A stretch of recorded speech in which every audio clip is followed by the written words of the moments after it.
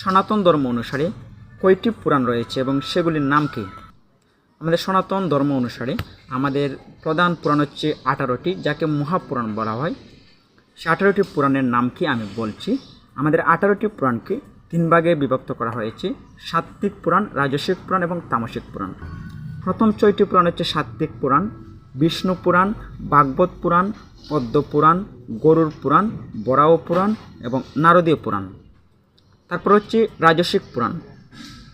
রাজসিক পুরাণগুলো হচ্ছে ব্রহ্মপুরাণ, ব্রহ্মাণ্ড পুরাণ, ব্রহ্মবিবর্ত পুরাণ, ব্রাহ্মণ পুরাণ, ভবিষ্য পুরাণ এবং মার্কণ্ডেয় পুরাণ।